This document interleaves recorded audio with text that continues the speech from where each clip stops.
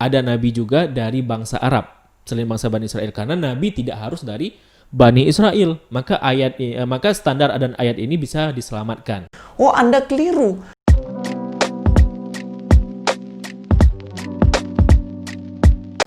Assalamualaikum, selamat datang kembali di channel ini. Kali ini saya akan meluruskan statement omongan pengajaran dari Zulfan Rabanian ID yang memang saya sudah tunggu-tunggu lama banget nih kemunculannya.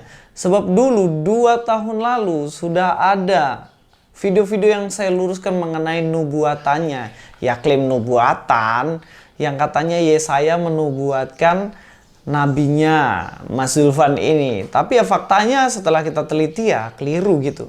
Dan hari ini saya akan meluruskan lagi pengajarannya mengenai klaimnya atau argumentasinya yang bilang katanya ada nabi di luar Israel. Ada nabi di luar Israel dengan mengutip Kejadian 20 ayat yang ke-7.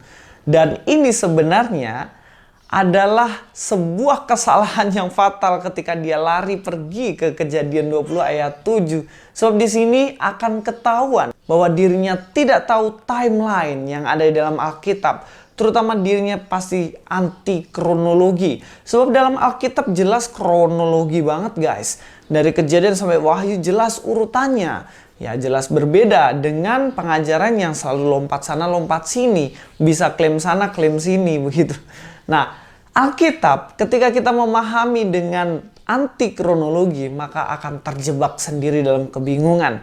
Mari kita langsung aja nonton videonya, beberapa argumen pembuktian dirinya yang keliru mengenai Alkitab. Selanjutnya, Bang Luga menegaskan bahwa Nabi Muhammad tidak layak dinubuatkan. Kenapa? Karena ia bukan berasal dari Bani Israel. Nah, sebab semua nabi harus berasal dari bangsa Israel. Jadi untuk jabatan nabi itu nggak boleh. Nggak boleh suku lain, nggak boleh bangsa lain. Itulah eksklusifnya Tuhan. Nah, kan tetapi Abraham dalam Alkitab disebut sebagai nabi sebagaimana yang disebutkan dalam Kejadian pasal 20 ayat 7, namun ia bukan berasal dari Bani Israel. Kalau nabi harus dari Bani Israel, maka ayat pada Kejadian pasal 20 ayat 7 memiliki kontradiksi. Sebab Abraham di sini disebut sebagai nabi, namun beliau bukan dari Bani Israel, kan begitu? Seperti biasa demi membela nabinya, dia mencoba mengutip ayat Alkitab. Ini saya nasihati Mas Zulfan. Kan katanya Alkitab ini sudah palsu. Dan Alkitab ini nggak penting buat Anda. Ngapain kutip-kutip di situ? Oke, tapi sebenarnya saya mengerti. Dia mencoba membenturkan dan mengatakan bahwa Kejadian 20 ayat 7 itu kontradiksi.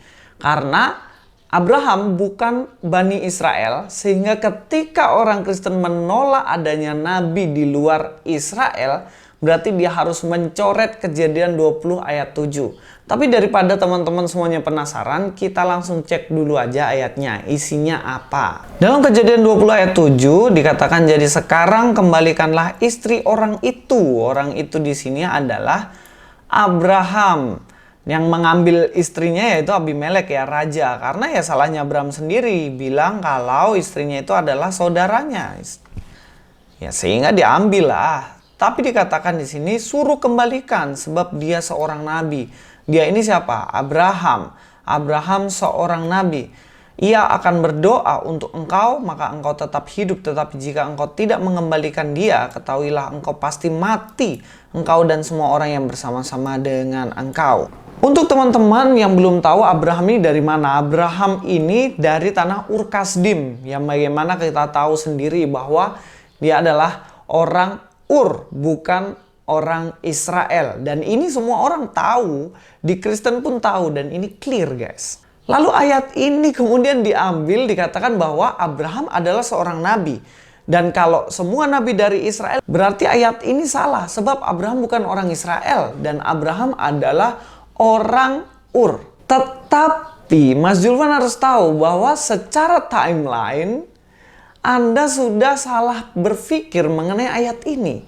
Sebab kalau dikatakan Abraham adalah nabi berasal dari Israel, itu jelas tidak mungkin. Itu jelas 1000% tidak mungkin. Karena pada saat Abraham ini hidup, Israel itu belum ada, Mas. Sebab Israel ini adalah cucunya Abraham. Ya mana mungkin dikatakan Abraham adalah suku Israel. Cara berpikirnya kebalik. Sebenarnya memakai argumentasi ini sama halnya dengan Anda memakai argumentasi dan mengklaim bahwa Abraham itu beragama Islam atau Yesus itu agamanya Islam. Sebab Islam itu belum ada. Islam baru ada ratusan tahun setelah Yesus naik ke surga. Lalu kalau diklaim Yesus adalah Islam, jelas itu keliru. Argumentasinya sama. Abraham bukan orang Israel. Ya iya. Karena Israel belum ada ketika Abraham ada. Saya akan menjelaskannya supaya Anda bisa mengerti. Yang pertama, Bani Israel belum ada, dan sebenarnya penggunaan istilah Bani itu keliru juga. Karena yang benar adalah Bene Israel. Ben Israel. Karena kalau Bani berarti anakku Israel, begitu ya. I dalam bahasa Ibrani adalah aku. Jadi sebenarnya Ben Israel itu memang belum ada, guys. Dalam Kejadian pasal 46 ayat 5, disinilah pertama kali kata Ben Israel itu ada. Lalu berangkatlah Yakub dari Beersheba, dan anak-anak Israel membawa Yakub. Israel ini, ya Yakub ini, anak-anak Israel atau Ben Israel ini muncul di ayat ini untuk menunjuk anak dari Yakub. Dikatakan membawa Yakub ayah mereka beserta anak dan istri mereka, dan mereka menaiki kereta yang dikirim Firaun untuk menjemputnya. Kata anak-anak Israel di sini memakai bahasa Ibrani ini ya, Ben Yisrael. Nah, ini bukan I, ini E. Ben Yisrael. Kenapa kok dalam Kejadian pasal 46 ayat 5 ini sudah ada? Iya, karena Yakub sudah memiliki anak. Seperti yang saya sudah jelaskan di video saya mengenai Yahya Waloni kemarin. Dan kata ini juga terulang di Keluaran 1 ayat 1. Inilah nama para anak Israel yang datang ke Mesir bersama dengan Yakub. Mereka datang dengan keluarganya masing-masing. Kalau Mas Julvan mengerti timeline ini, jelas Anda tidak akan pernah mengambil ayat ini sebagai argumentasi bahwa di luar Israel ada nabi. Sebab setelah Abraham memiliki anak Ishak, setelah Ishak memiliki anak Yakub, dan Yakub memiliki 12 anak dan nanti menjadi bangsa yang besar, dalam perjanjian inilah akan ada nabi selanjutnya. Jadi kalau mau ambil yang di luar Israel, ambillah bukti setelah terbentuk bangsa ini. Setelah Keluaran dan seterusnya, ambillah adakah nabi di luar bangsa Israel. Tentunya udah nggak ada. Sebab itu sudah menjadi satu bangsa. Kalau dibilang Abraham, Ishak itu di luar bangsa Israel, ya itu keliru berpikirnya. Sama halnya ketika dikatakan Nabi Yesaya membangun masjid. Itu nggak mungkin, karena zaman Yesaya nggak ada masjid gitu loh. Yang kedua, setelah adanya bangsa Israel ini, jelaslah bahwa tidak ada nabi di luar bangsa Israel. Kenapa? Karena perjanjian Allah memang dari keturunan Abraham, dari garis keturunan Ishak, dari garis keturunan Yakub. Itulah kenapa dibilang tidak ada yang dari luar Israel. Dalam Kejadian 15 ayat 13-18 katanya, firman Tuhan kepada Abraham, ketahuilah dengan sesungguhnya bahwa keturunanmu akan menjadi orang asing dalam suatu negeri. Jadi keturunan yang menjadi orang asing dalam suatu negeri ini siapa? Ya bangsa Israel gitu loh. Negeri asing ini mana? Mesir. Yang bukan kepunyaan mereka, dan bahwa mereka akan diperbudak dan dianiaya 400 tahun lamanya. Ya memang bangsa Israel diperbudak 400 tahun lamanya di Mesir begitu. Ketika Yusuf sudah mati dan timbullah atau muncullah Raja Firaun yang lain. Ayat 14, tetapi bangsa yang memperbudak mereka akan kuhukum. Dan sesudah itu mereka akan keluar dengan membawa harta benda yang banyak. Dihukum pakai apa? Dihukum pakai tulah 1 sampai 10.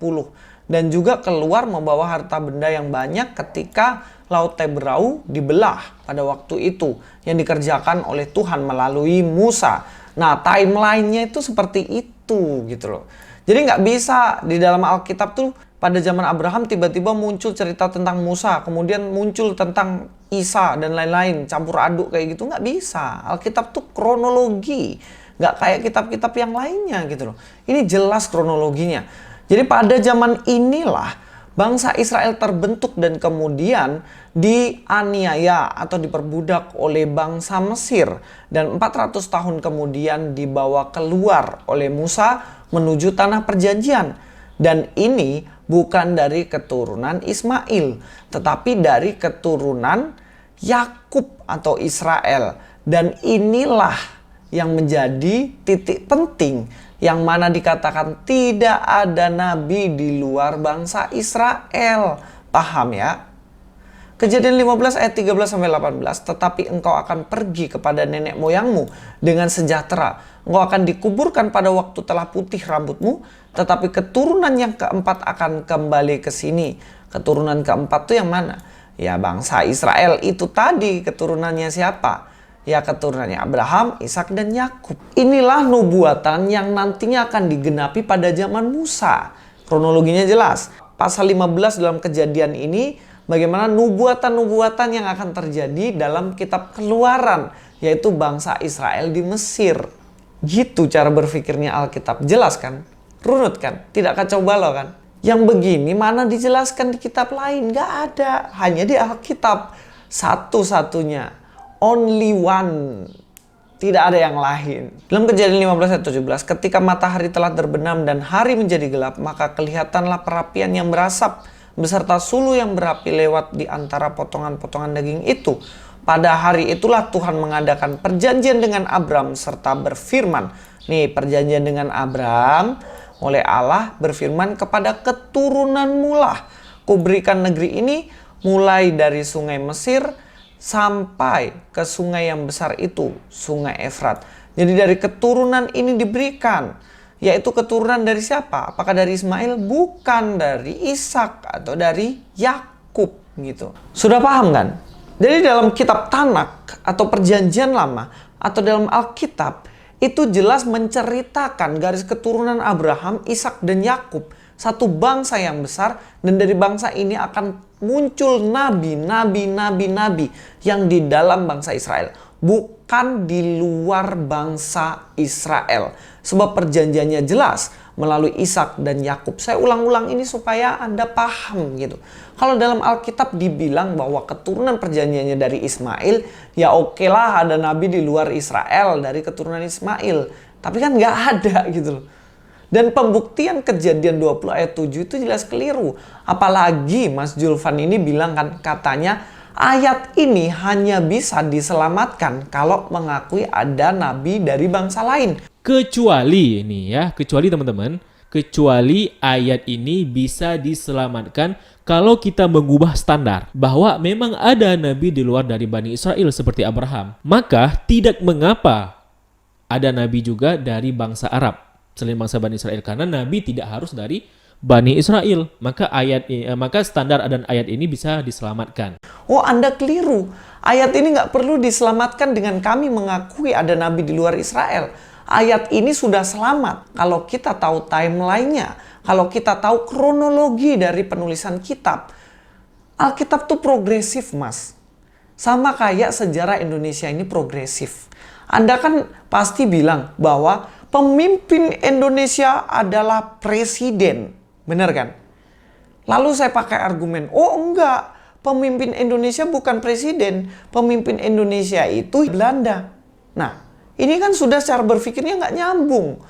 Ya betul, Belanda memimpin pada masa penjajahan, tapi setelah kemerdekaan kan pemimpinnya presiden kan gitu. Ya iya kalau kita tahu timelinenya gitu loh. Makanya harus tahu kronologinya. Memang kami tidak terbiasa dengan lompat-lompat Mas dalam memahami sejarah. Karena kita memahami sejarah itu harus runut, kronologis. Lalu yang menjadi pertanyaan yang sangat besar, lah kok kenapa nggak ada nabi dari keturunan Ismail? Kenapa harus dari keturunan Ishak, Yakub, Israel begitu loh? Dan ini pun sudah terjawab dari ribuan tahun lalu. Cuman karena ya biasa orang nggak mau atau malas tahu dan tidak mau buka-buka Alkitab, tidak mau baca tapi sok tahu, ya susah untuk mengerti ini. Akan saya buktikan. Kenapa tidak ada muncul nabi dari keturunan Ismail? Sebab Ismail sudah ditolak Tuhan dari sejak dulu kala. Dalam Kejadian 21 ayat 12 katakan, tetapi Allah berfirman kepada Abram, janganlah sebal hatimu karena hal anak dan budakmu itu. Anak ini siapa? Ismail. Budakmu ini siapa? Hagar. Karena Hagar adalah orang Mesir yang akhirnya menjadi budaknya Abraham dan memiliki anak yaitu Ismail.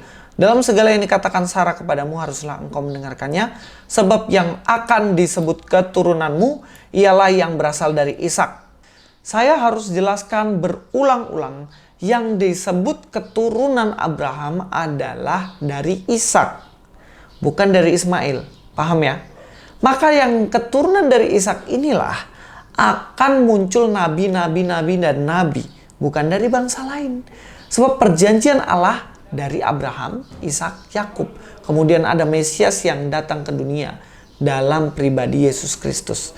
Oke, apakah ada kontradiksi dalam Kejadian 20 ayat 7 pada akhirnya? Ya enggak dong, enggak ada kontradiksi. Sebab masa Abraham Ishak itu adalah masa persiapan nubuatan perjanjian yang akan disematkan dalam satu bangsa. Tidak ada kontradiksi, Mas Julvan. Hanya Anda yang tidak mengerti Alkitab. Luis Prasetyo di sini. God be with you all.